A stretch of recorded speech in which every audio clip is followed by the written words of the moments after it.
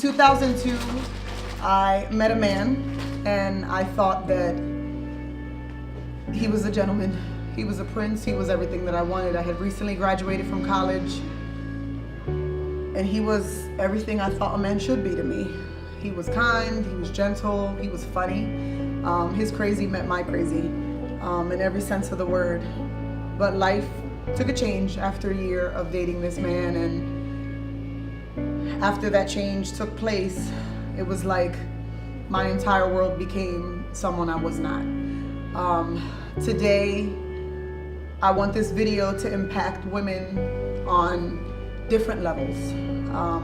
There's so many women out there today who deal with domestic violence and they have no idea how to get out. They have no idea who to speak to. They feel like there's no outlets. And today I want you to know that I took my life back and you can do the same. No matter how hard that moment may seem or difficult that road may be to bear, or even how embarrassed you may feel at some point. It's not embarrassing, it's your story. And today I'm gonna tell mine so that all of you know that there is a way out, because love shouldn't hurt. The many times that they say I'm sorry shouldn't be your reason to go back.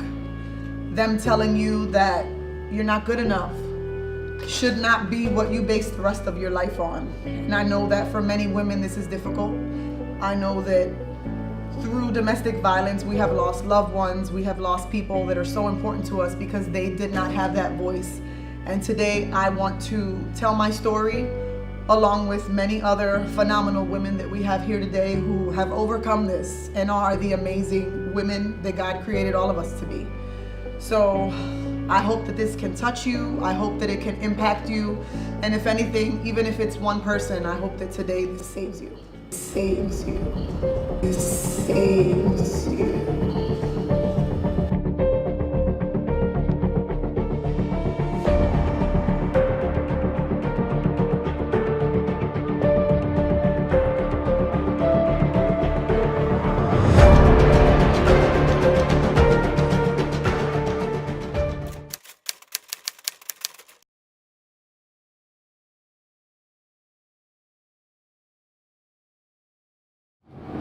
What's this?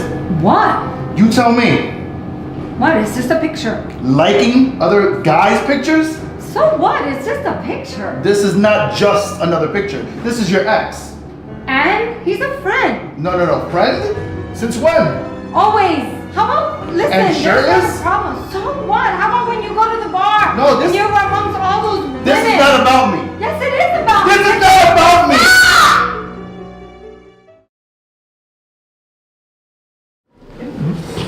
Why do you feel your story is so important for us to share today? It's funny because before I was asked to do this, I didn't think my story was important to share. Now I realize that, you know, it could potentially save someone's life or help someone, give someone the courage to get out. So now that's why I feel it's important.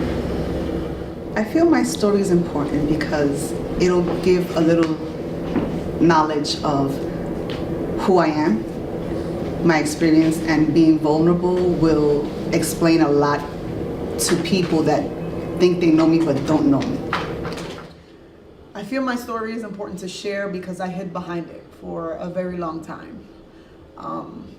I let it consume my life. I let it consume the person that I became through this occurrence. I was ashamed, I was embarrassed. I hid behind it. People didn't know what happened to me, and it's affected me in ways that no one could possibly understand unless they've walked in my shoes. And if I could help one person and allow them the opportunity to see that you're not alone. Your story is not something to be ashamed of. It's not something to hide behind. It's who you are, and it's definitely what makes you grow.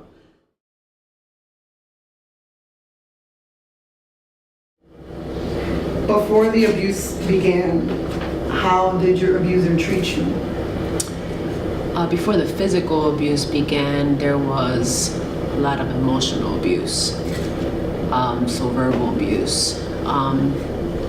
you know, things weren't as bad as, you know, they weren't that bad, right? So it wasn't bad enough for me to walk away. The abuser was a great friend. We were salseros, you know, and for those that know me know that I'm about salsa and love salsa, and we were always dancing salsa. So he captured me, and my interest in him was because of dancing.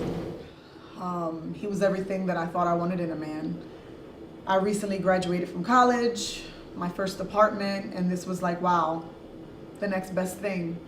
Now I have a boyfriend, you know, to share this happiness with me. I felt like I was conquering something. 22, young and immature. He played to the things he knew I liked, the music I liked, laughed at my jokes even when they were corny. He kind of instilled in my mind that he was the man that, you know, I wanted. He made me feel like life was great, and I was happy.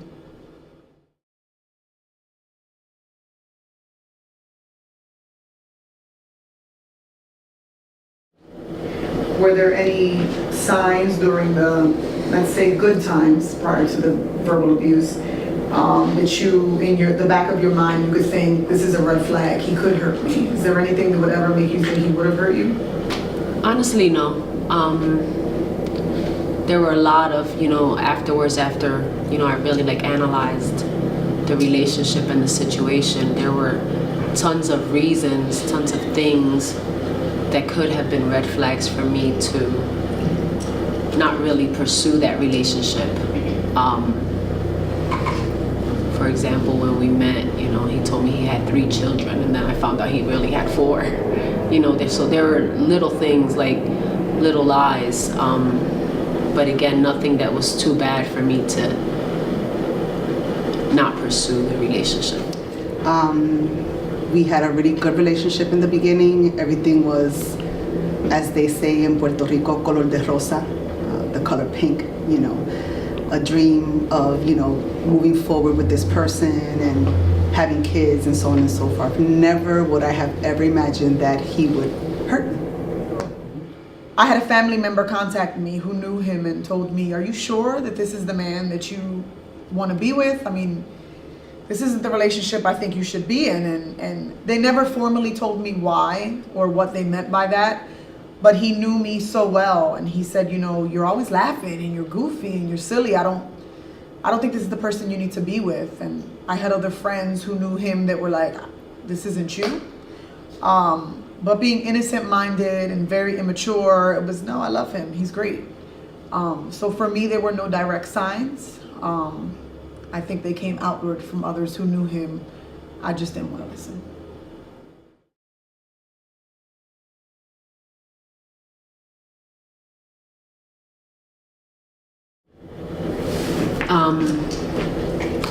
So the day that I decided to leave, the night that I decided to leave, and this is probably really hard for me to share, so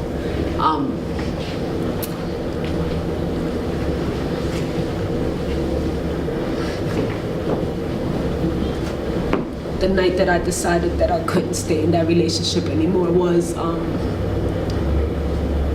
after we had gotten into an altercation, and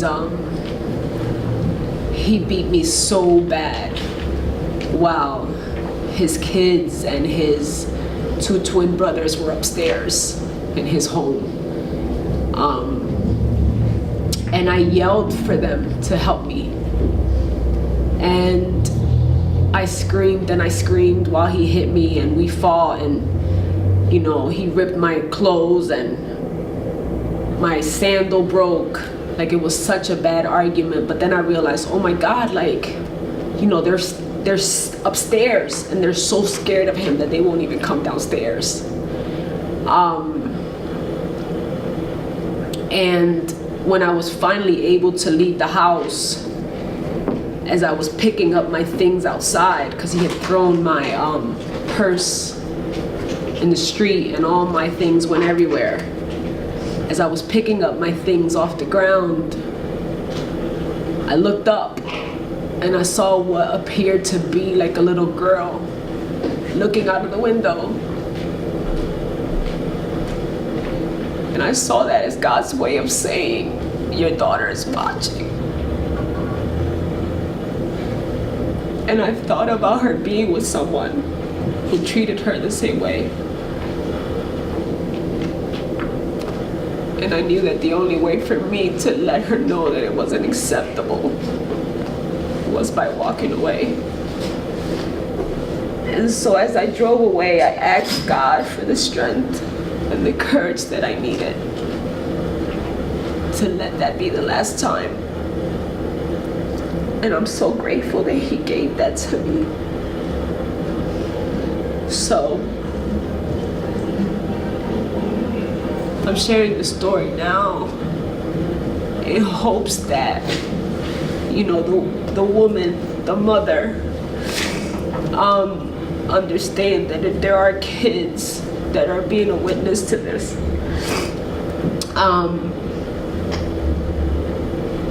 that they understand the impact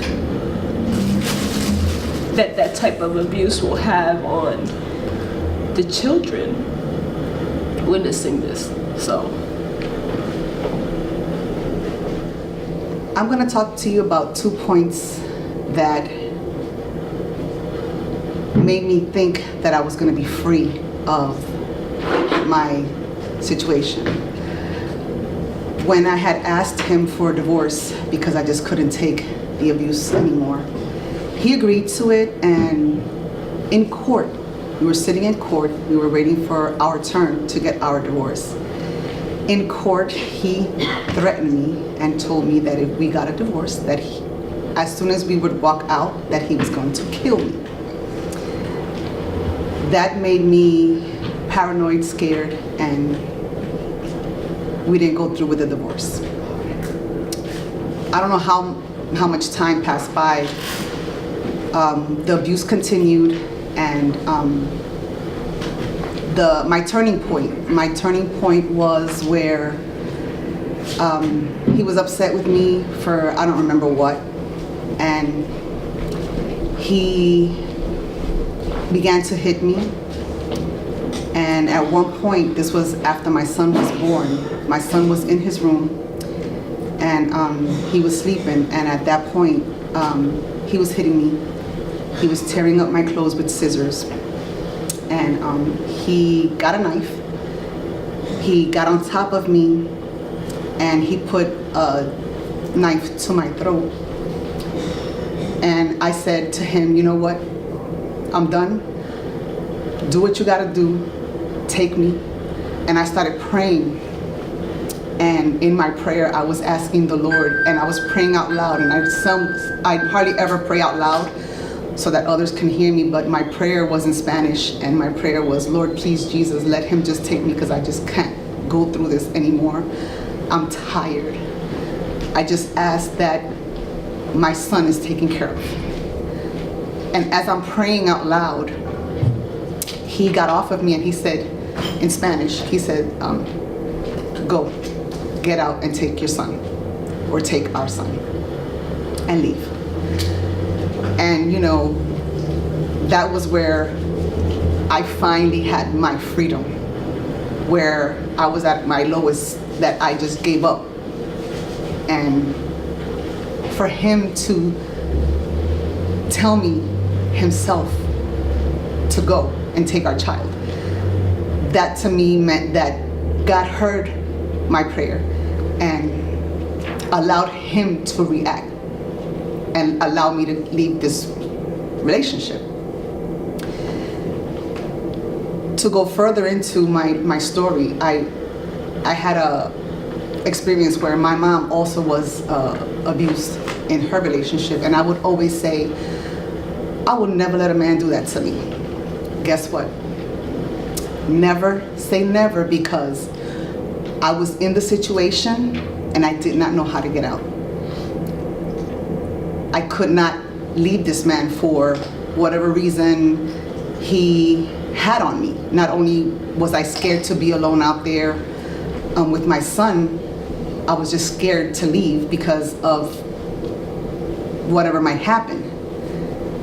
Being in this situation, it affects you not only physically, it affects you emotionally, it affects you mentally, and you're trapped in this relationship where you can't get out.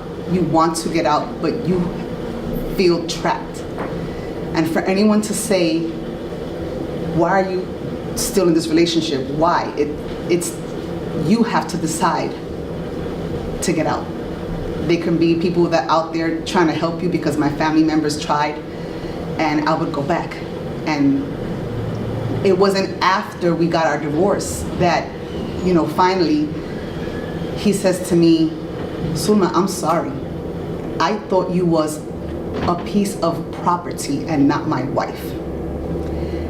When he told me that, I said, it's all forgiven. And as weird as this may sound, we're friends on social media. I forgave him because he apologized. And I know that God was in the midst of all of it when I prayed that prayer that set me free. So that's my story. Tell us your story. I remember it clearly, first time.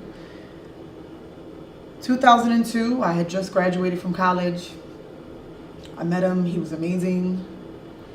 And a year passed and we were great and loving. And then he came home from work one night. He worked nights. And I was cooking for him and I was making him dinner like any other day. He only had a half an hour break, so he needed to eat and be out quickly. And his phone rang and I overheard him speaking to the person on the phone, and he said, I'll be there. As soon as I leave here, I'll see you. And out of just general concern, I said to him, don't you have to go back to work? You know, I don't want you to lose your job. You've been written up a couple times. Shouldn't you be going straight to work?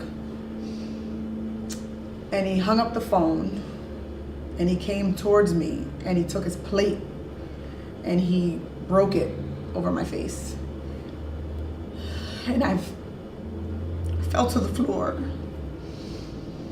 And I remember just looking up at him and thinking, did this really just happen? Did he really just hit me? And I looked at him and I'm like, what was that? And he said, that's what happens when you mind my business. Don't worry about where I'm going or what I'm doing. Play your part. You're who's here when I come home. That's all you need to know. And he walked out. He went back to work and I laid on the floor. Food was all over the floor. And I had recently been hired as the school social worker. And I remember in my mind thinking, how am I telling these girls every day to be strong, to stand up for yourself, to be confident, to be this wonderful woman? And I just let him hit me. Night went on, I went to sleep, I woke up, he came home, and it was like it never happened. We went on like nothing ever happened. Then there were good days and there were bad days. Then there was New Year's of the following year. And in between then there were smacks, pulling my hair and different things, but distinctly New Year's the next year, I had found out that he was with someone else. And I remember going out to buy beer. We were going to a party. And I was calling him and he wouldn't answer my calls. I kept leaving messages. I know where you are. I know where you are. He wouldn't answer my calls. And because he had hit me previously, I knew that by the messages that I was leaving him, he was going to come back angry. So I spent New Year's alone. He never came back. And I was so scared for him to come that I took my dresser and I moved it up against the door. I put anything against the door that I thought was heavy because I figured he's not going to be able to get in. And I remember being woken up at 3 a.m. with his hands around my neck. He was just choking me. Choking me. And all I could think of was, how did he get in? I blocked the door. And I kept grabbing his hands and pulling them off of me and telling him, please stop. Please stop. Just go wherever you were. You don't have to come back. Why are you here? And he lifted me by my neck. And he threw me through the wall. My whole body print was through the wall. It was just a hole right through the wall. That's how hard he hit me. And after I fell, my head was bleeding, my face was bleeding. He turned around and repeated what he always did. Play your part. You're who I come home to. That's all you need to know. And I said I would leave. And I didn't, like any other time. Then his cousin called me about 2 weeks later. She was going out. I said I would go with her, and he was laying in the bed watching me get dressed. But all I had on was a towel. I was looking for the clothes that I wanted to wear. I was digging through the drawer, and he's listening to my conversation. What are you doing? I said, I'm going out. No, you're not. I laughed it off. Yes, I am. Kept getting dressed. Still wasn't dressed. Still looking through clothes. His cousin was on the phone. Listen, if it's going to cause a scene, just don't go. And I said, no, I'm going. I want to go. He kept saying, wait till you hang up that phone. And I was like, whatever. I'm so over it. Just do what you're going to do. And he yanked the phone out of my hand. He pulled the towel off of me. And he dragged me by my hair through the apartment. He opened the front door. He pushed me out. I was on my steps with no clothes on. Totally naked. And he said, if you try to come back in, I'll be waiting to kill you. And I was so scared, I just stood on the steps frozen. I forgot that I was naked. And the neighbors saw me, and they came out with a towel, and they wrapped me in the towel, and they took me in. And my daughter's godfather lived above us. He tried so many times to protect me, but I was so scared to involve anyone that I never looked them. So I slept in my car that night, never went back in. Woke up the next day and again said, I'm gonna leave. Never left. Then I left them, maybe about 3 months later. But I had nowhere to go because I had family, but I was so terrified for them to know what I was dealing with. I knew my mother would be a wreck if she knew what I was dealing with. I knew my sisters would probably be ashamed that I was dealing with it. I was embarrassed that I dealt with it for so long. So we moved out of that apartment, put my furniture in storage. I put my clothes in my backseat, and I lived in my car for 3 weeks. I went to work with bags of trash in the backseat with my clothes in it. I would go to the bathroom in the morning and fix my hair, clean myself. I remember my boss coming to me, joking like we always do. He followed me out when it was time to go, and he said, Vega, what's with all the clothes in your back seat? And I said, oh, I washed clothes tonight. They're just in the back seat. And he had seen bruises prior. When I would bend over, bruises I hid from people he saw. He's like, you sure? Yeah, I'm good. Left work, go visit my grandma, visit my family, and then park on a dark street. Slept in my back seat because I didn't know where to go. And then I ended up back with him at a different apartment, and the abuse never stopped. He beat me all the time. He hit me in front of his kids. I had his kids try to defend me and jump in front of me. But you think in the back of your mind, if I tell someone, he's gonna hurt them. If I leave him, he might hurt me. And you deal with it. At least from my experience, I just dealt with it, and I dealt with it, and I dealt with it. And then I found out I was pregnant. I said, I can't do this anymore. I'm gonna have a baby. You're not gonna beat me anymore. And I left. And I went home. My family never knew what he did to me. took me in. I was pregnant. And I decided, I can't live here. I'm scared he's gonna come back and bring the drama. Let me find my own place. So at 6 months, I got my own apartment. I wanted my baby to come home to our home, even if it was just her and I. And I remember maybe 2 months after moving in, I hid from him. I didn't let him know where I was living, but his son, who was very close to me, would visit me all the time, and he would tell me, don't tell my dad, don't let him know where you're living. So I did it. And then someone told him where I lived. And he would knock on my window at night and try to persuade me back in, you know, I love you, let's work it out. You know, by that point I knew I was having a little girl. I want to raise my daughter. I want to have the opportunity to be in her life. So I let him back in. And he would come in and out. I knew he was cheating. I knew he was with someone else, and I accepted it because at that point I figured at least I have someone. At least someone's here with me. And then as it got closer to my pregnancy, we got into a fight. Maybe 3 weeks before I had her. And I was screaming and telling him why. Like, why do we have to keep going through this? What do you get out of this? What satisfaction do you get from beating me? Like, what does it make you feel like a man? And I was walking down my apartment steps and he threw me down the steps. And he said, well, maybe you won't have that opportunity. Maybe you won't have to now raise that little girl.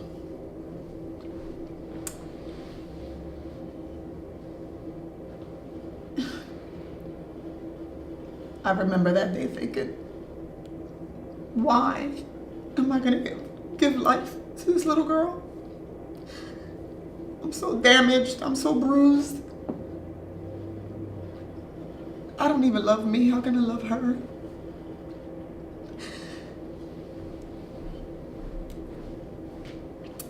He stopped coming around. I gave birth to my daughter. I remember calling my sister 2 hours after I had her and I said, Lynn, how am I gonna be a good parent to this girl? She deserves so much more than me and what I can give to her. What type of mom am I gonna be to her if I don't love me? How can I teach her to love herself if I don't even love me? And again, my family didn't know what I went through to that extent. By that point, they knew and they felt helpless. They went through the emotions. They were angry. They were disappointed, more because I never shared my story with them. And my sister just said, you're going through, you know, postpartum. Tell your doctor to give you some meds. You're really sad. Talk to the doctor. And he didn't know she was born. And 2 days later, I had a cesarean, so I was still in the hospital. And his cousin called and said, I know you don't want him to be there, but can he come and see her? And he came to see her. And he came into the room, and I remember he sat right underneath the TV in the hospital room. And I looked at him holding her, and I just felt angry and disgust, and I didn't even want to make eye contact. I couldn't believe that he was even there. And he looked down at her, and he started to cry. And he said, wow, she looks just like me. And I ignored him. I didn't say a word, I just looked away. He left. And he never put his hands on me again, I thought. Things were good. He was bringing me diapers, he was coming to see her, he would congratulate me for breastfeeding so well, and it was good. And then came the day that I thought I was gonna kill him. My daughter was 3 months old, and I went to a wedding, and he offered to come sit with her while I went to the wedding. He saw how I looked when I left for that wedding, and I guess I looked good. So through the whole wedding, he would send me text messages. I have someone there watching you. I know what you're doing. You're trash. You know, you left here looking like a whore. And I was so angry, and my anger was building up. And I remember leaving the wedding early, and I drove. And as I'm driving, I'm thinking, this is the last time. I know he's gonna put his hands on me, but tonight I'm gonna kill him. And I got to my apartment and he was holding her and I told him, put her down. Do what you're gonna do, put her down. He put my daughter down. He came towards me to punch me and I lifted my heel and I just started stabbing him with my heel. And the blood was everywhere, gushing. I kept stabbing him. And my neighbor from upstairs was banging on the door trying to get in. Chris, what are you doing? Stabbing him. Stabbing him. Blood was everywhere. I thought I was gonna kill him. And she started to cry. And it's like it woke me up. What am I doing? I kill him. I can't raise my daughter. And I stopped. He got up, said he was gonna call the police, and I was like, call them. You have scars, I have scars too. We'll see who's at worst. And he left. And 3 years passed. And he never touched me, never did anything. And then my daughter was 3 years old. She was old enough to understand and to speak. And I went to a festival and he had called me and I want to see my daughter, and there was just too much going on. So I told him not today, tomorrow. And he kept on and he kept saying, I just want to see her, I want to see her. And I kept saying, leave me alone, kept hanging up the phone. I had to babysit my friend's daughter. So I went home to her house and she didn't know what was going on. She didn't know that he had called and I told him to leave me alone. So he saw her and he asked her where I was. And she said, she's taking care of my daughter. She's at my house. I'm gonna bartend tonight. She's gonna take care of her. I turned my phone off, so I was none the wiser. I didn't think he would show up. And he showed up. He's banging on the door. And my friend's daughter knew him. And she said, look, he's outside. She was about 6 or 7. And she opened the front door. And he charged in at me. And before I could even speak, he knocked me out cold. I fell to the sofa. And the only thing I saw falling was my daughter. She was standing watching me as I fell. When I woke up, I didn't know what to do. He took my cell phone, he roofed it, so I didn't have a phone to call anyone. My daughter was crying. The other little girl was scared, she was crying. He had left. I knocked on the neighbor's door. First person I called was one of my closest friends, and I told her what happened. She came about 5 minutes later, and she has a license to carry. She came with her gun. And I told her he's gone. She's like, okay, well, if he comes back, I'm ready. And I'm like, you're not gonna do anything. I'm not gonna ruin other people's lives through this. And my other friend came home with her daughter, and we went that night and we got a protection order. And it was the first time in 6 years of abuse that I knew this is over. This man will never put his hands on me again. I will never let him hit me again. And that wake-up call only came when the police came and my 3-year-old said to the police officer, Daddy hit my mommy. He hit my mommy so hard, my mommy just fell. That was my wake-up.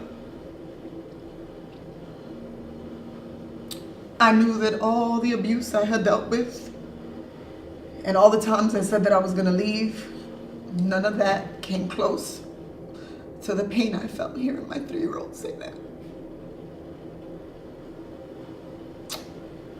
He never put his hands on me again.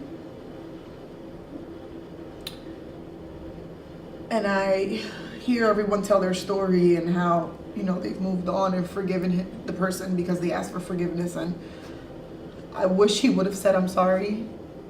He never has. 3 years ago, I fully forgave him, and I didn't do it for him. I never got the I'm sorry, but I knew that if I didn't forgive him, he was going to control me for the rest of my life. And I forgave him. And we've had conversations since then, and now he says, you're a phenomenal woman, you didn't deserve anything that I did to you. You were amazing, and I took advantage of that.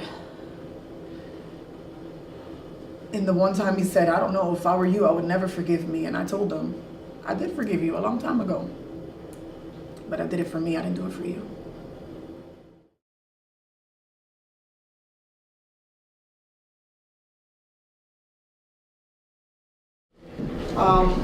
Why do you think you stayed for as long as you did? Well, now I know that it's just because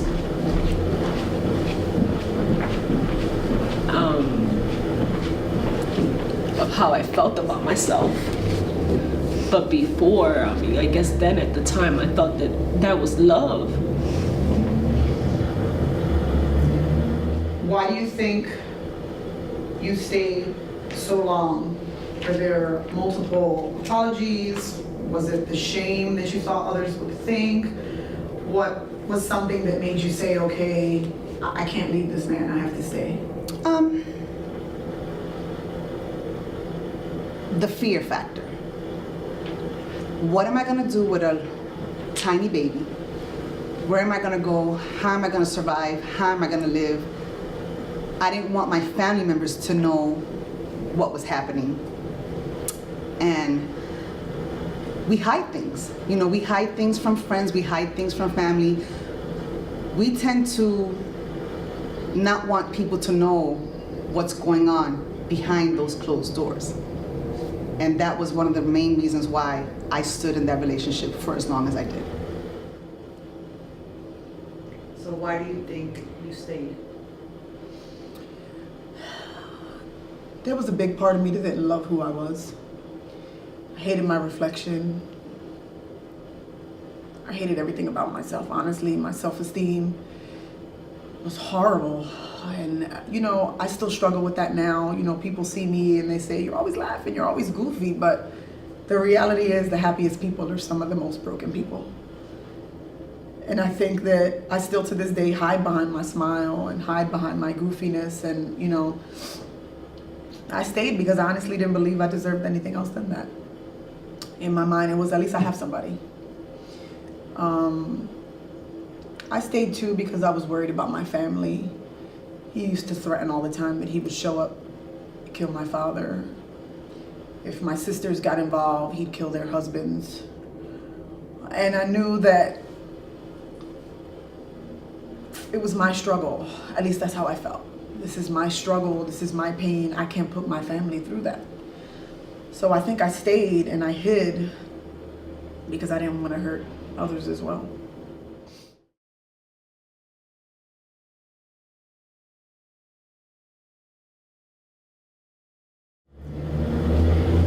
After all that you've been through, what are things that you would say to women now?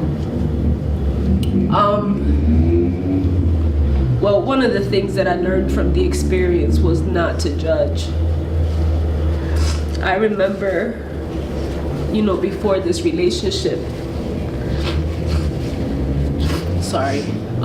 being the type of person that would say, I would never let a man treat me like that. Or, you know, even if it happened with someone in the family, like, oh my gosh, she's so stupid. How could she stay? And as I was seeing myself like allowing and staying, I realized that it was a lesson for me to learn. To never say never. And to not judge and just be supportive when someone I know is in this type of relationship. After all that you've been through and the different trials that you faced with this shortcomings that we've had, what are some of the things that you feel you want to say to women today? Speak up. Let that fear go. There's so many resources out there to help. There's so many facilities. There's so much out there that you can reach out and seek and look and just get the help that you need, because it's not gonna change. It's gonna continue. He'll come back, he'll apologize, he'll bring you flowers, he'll bring you this, he'll buy you that. But then he'll get angry and it'll start all over again. It's a cycle that has no end. So please, if you're in this situation, seek the help and get out while you still can. How has this experience changed your entire life? Oh, I have friends that tell me, Soma, you have such a strong character. I wasn't like this. I used to be a very shy person, very to myself, and the experience that I went through with my first husband made me this strong character person that I refuse, me right now as an independent single mother of two, allow any man in my life that wants to be in my life at this moment in time take me back to where I was. No, I refuse. And because I refuse, I just like to let people know that the strong character is not because I'm strong character, it's because I was made this way. It hurts too much to get hurt, and love shouldn't hurt because God is about love, and love is love. After all that you've been through, what are some things that you would say to women now? Don't be afraid. Remember that you matter too. Sometimes it's instilled in our brain during that abuse and we don't realize that it's abuse because they're not hitting us. They're not slapping us around, they're not pulling our hair, and you think, he's not abusing me, he's not hitting me. Value yourself as a person. Know that you are amazing, you are phenomenal, and you're beautiful. And nothing that he says can ever change the beauty that is within you. And if you're scared, we all are. It's okay to be afraid. It's okay to be ashamed and scared at some point. But know that every woman in this video is a testament to the fact that you can get out of it. You're worth it. And you definitely, definitely are not alone. How has this experience changed your life? Well, as I stated, I still struggle. It's no secret to anyone who knows me. I still struggle with valuing myself, and I still struggle a lot of times with finding beauty within me, no matter how many selfies I take. It's helped me though in other ways. When sometimes I feel like I can't do certain things and I can't accomplish certain things, it reminds me that I can. It reminds me that no matter what I've been through, I've gotten past it, I moved on. And even in my day-to-day with the job that I do during the day, I am someone. And no matter how many times he told me that I wouldn't matter and nobody would appreciate me, I am someone. I am amazing, I am phenomenal, I am all those things. And even if sometimes I don't believe that, I am those things, and I know that. And it's taught me that no matter how scared I am, nothing ever will compare to the fear that I felt at that time. And if I can get past that, I can get past anything.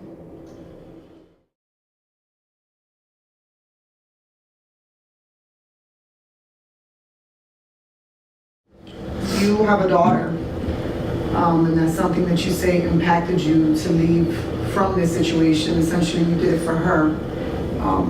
What would you tell your daughter today if this was something that she was facing?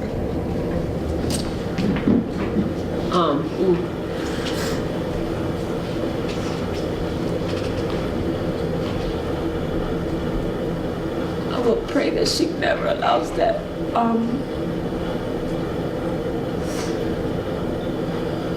Considering she knows my story and she was there, but if she did, I'll just, be the support that she needs to get out and get out alive. Is there anything that comes to mind that you would want to say, just in general, just to women?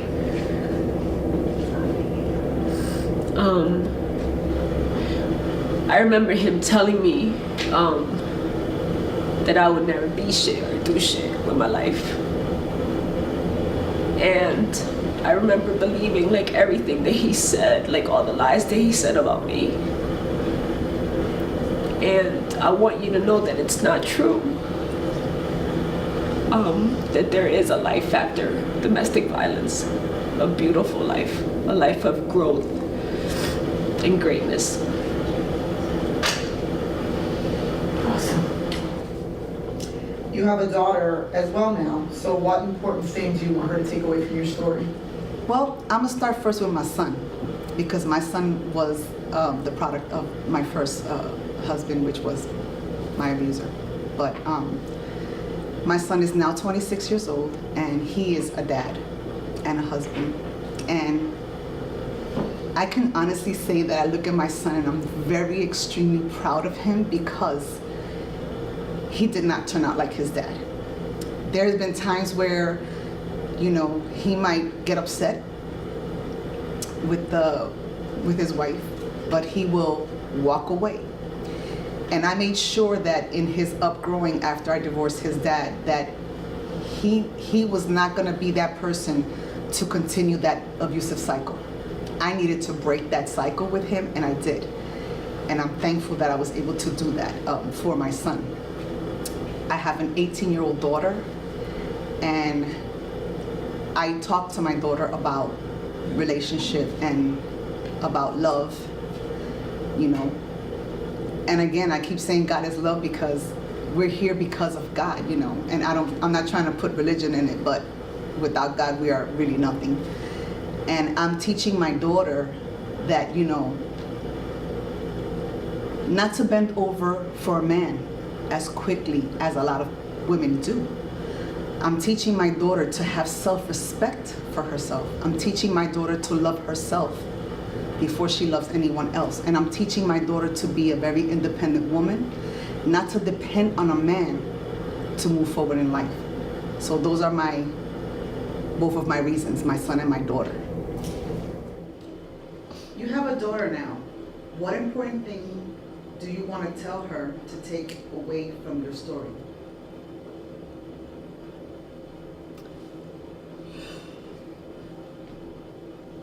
You're beautiful. You're perfect, just the way you are. Never, ever let anyone tell you different. Always shine, baby. Shine, because even if the world is against you, I'm gonna always be there to protect you. Do you know what your mom went through? Yes, I know what my mom has went through. How do you feel about what she had to deal with for so many years? I feel mad, sad, because no woman should ever go through that. How do you think a man should treat a woman? With respect and loyalty. And what is your opinion of your mom now? I feel like she is strong and brave. Anything else you want to say about your mom?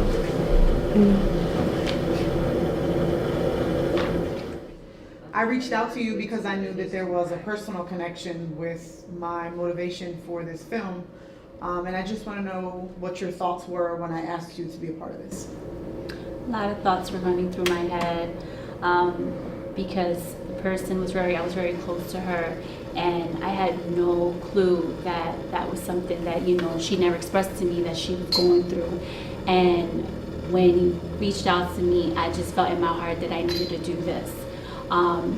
You know, being also in a situation that in personally me, I've gone through myself, and it was just, you know, it was just something, it was a connection that I knew I had to do it. So I thank you for reaching out to me. It was really heartwarming, and I felt honored to be a part of this project. So today, as you did makeup, you were able to hear some of the other women share their stories. What are you taking away from today after hearing what everyone has been through? A lot of emotion, definitely, but it has pretty much proven to me that there is a way out, and there is life outside of that you can move forward. not to be afraid, and and just pretty much get all the support you can get to get you through this.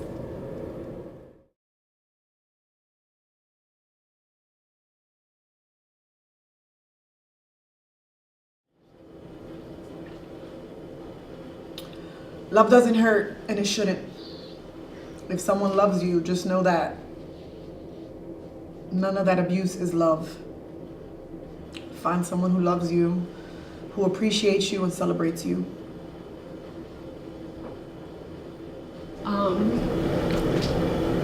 It really has been a blessing in disguise. I've learned so much from it. I've grown so much from it. I realize my worth now, and I know what to, how not to be treated, It's allowed me to be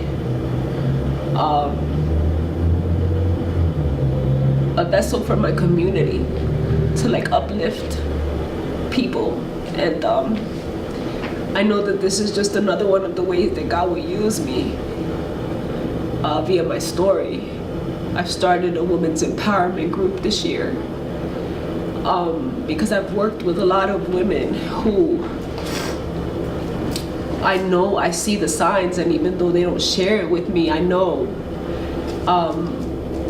what they're going through, and I know that when they distance themselves, that there's something there that they're not saying. And so it's definitely allowed me to work with my clients in the health and wellness industry because a lot of, one of the ways that we cover it up is via the foods we eat and things like that. So it's helped me grow a lot. I'm not crying in this video because I cried so much in the past when I was in this abusive relationship that now it's all about seeking help, seeking that get out phase, It might seem like I'm angry, but I'm not angry. I'm just passionate about seeking help and getting out. I know it's easier said than done because it takes a lot to get out of the situation, but make that phone call.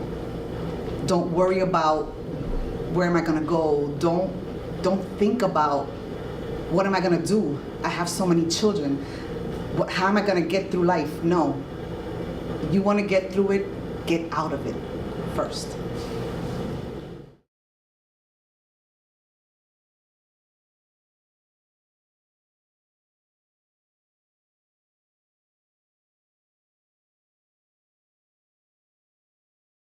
She is someone in my life and in many people's lives that will be irreplaceable. She will be a missing piece. She will be a missing love. She would just be a missing friend. But we vowed, as her close family and friends, to continue on her legacy. Not just for ourselves, but for her 2 daughters. We vowed to make sure that they knew the strong, independent, Latina woman that she was. Her memory for us will live forever. This hateful act of crime, of domestic violence, we vow to hope to make this the last crime. Please, if you suffer from domestic violence, speak up.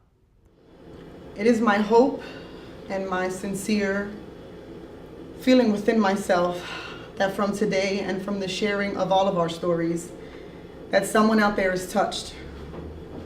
I know that this is something that many of us have hidden for a very long time, and I know that it's not an easy task to allow the world to be so open about what we've been through.